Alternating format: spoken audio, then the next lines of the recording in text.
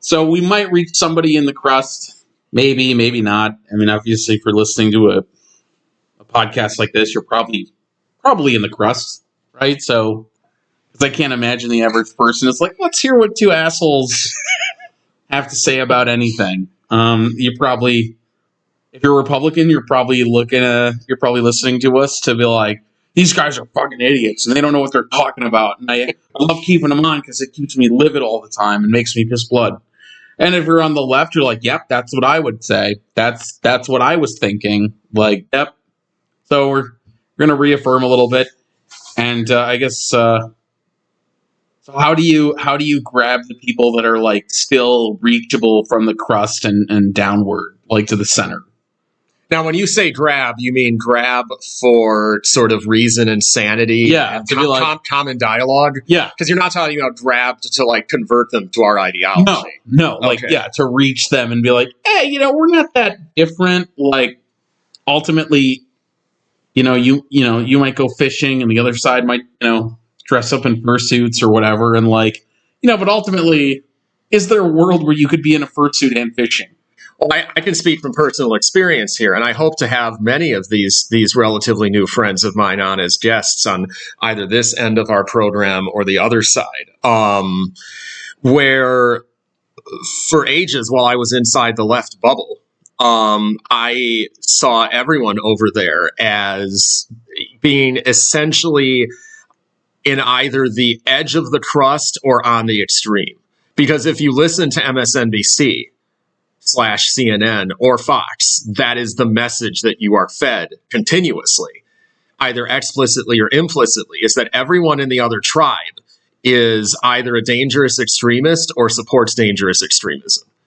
And for me, the cure for that was to actually meet people from the other side and to discover that, at least in my circles, and I'm not saying this represents everyone altogether, but based on what I've read some stories about what happens when people get together. I have discovered that, at least amongst the people the conservatives I've met, none of them are anything like that. I could never picture any of them being violent. In fact, the loopiest thing I've encountered is just conspiracy thinking. And in fact, the one person in particular, when it comes to January 6th, his idea is actually that January 6th was an insider job in almost sort of a 9/11 truther sense to make conservatives look bad. Yeah. Which we would say is crazy, but it also reflects the fact that he didn't support it. Like, he recognizes it's a bad thing. Yeah, I mean, that's not much better. Like, my side would never do that. Like, well, they're doing it right now behind you. No, that's a red herring. Are you sure? Because it looks really like that.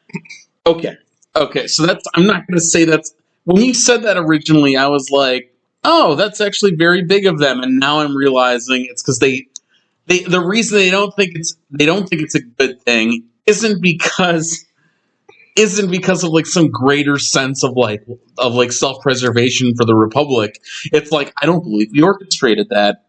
I think it was the other side. Like, oh, I thought you were standing up for democracy. You're just drinking another type of Kool-Aid. Okay, that makes a little bit more sense. Either way, fucking crazy. Just like the other side, like condoning like burning down buildings in the city.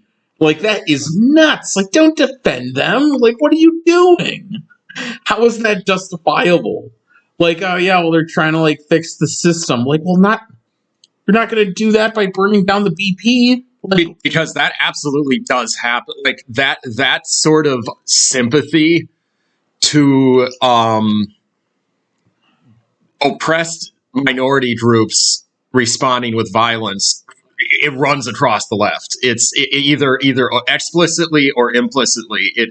It's this message of, yeah, okay, so it's not ideal for cities to burn, but man, I mean, it sucks for those people, and don't they have the right to ultimately just send a message? Like, that is communicated in left-wing media on a regular basis. Yeah, where it's almost kind of like condoned. And And I know some of you are going to probably think like, well, didn't Martin Luther King Jr. say that riot is the language of the unheard? And I get that, and like I do. I think to some extent he's right, but like the idea of condoning it is like it's supposed to become. I think by condoning it, you become desensitized. And like, well, that's what they do. Like, no, no, no, it's not. It's not what they're supposed to do. And like, people do have to be held accountable. But more importantly, it should push you to fixing the problem and being like, hey, like, yes, you did do this, and we are going to hold you accountable. But like, more importantly, this happened. Like, why did this happen? And a lot of stuff, I think, in the modern era, like nobody's really asking, like, well, why is this happening?